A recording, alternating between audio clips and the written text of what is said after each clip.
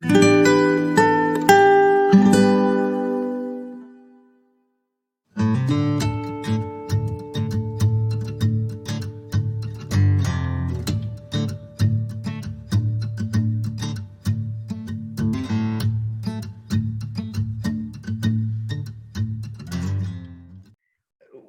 were some of these obstacles that you witnessed, these struggles, and what were some of the most profound from your childhood to this shift where, you started to really building an identity and a future, and maybe a vigilance is the word you used.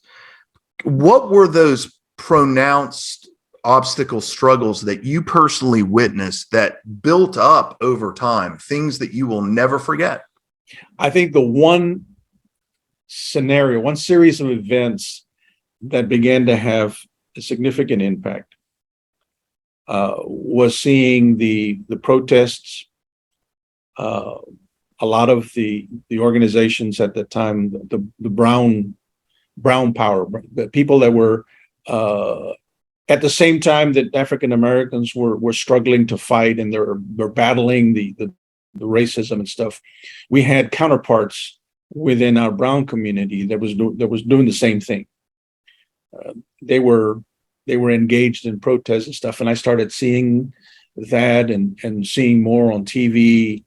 That started developing in me a sense that this is a war. This is a battle that we need to get engaged in. And then I personally experienced an event that made me have a stronger sense of outrage and a determination that whatever I could do to affect a change, even though one person can't do it by himself, was when I was summoned to the counselor's office in my senior year in high school, because I had seen our two school districts in our city were consolidated by court order. There was two of them. One of them was primarily brown. The other one was primarily white. And the court, as part of a case to end segregation, decided to consolidate both of us. There were a lot of actual struggles and fights between the two, as you can imagine, being rivals before and now being joined together. And this, were you guys trailing other states? Were you ahead of other states in integration? Do you recall? We were trailing other. We were some of the last ones that. Some of the last. Okay, thanks. Some of the last ones that started that process. But I was summoned to the counselor's office, and the counselor, who was white, told me, says, "Look, we have to fill out these forms, and we have these reports we got to send in to the Texas education agency that to document our efforts to make sure that everybody gets an opportunity to go to college, and we want to know where you're going, what your plans are.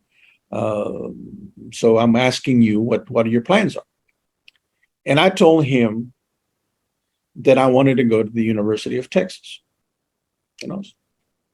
And he had this smirk on his face, and then this is what got me. He says, look, that's out of the question. Your people either go to Sol Ros State University or Texas A&I in Kingsville. I said, if you want to go to University of Texas, I think that's wishful thinking on your part. I said, no, I'm going to go to the University of Texas. I said, you can't do that. I mean, that's I can understand why you're wanting to do that, but that's not going to happen.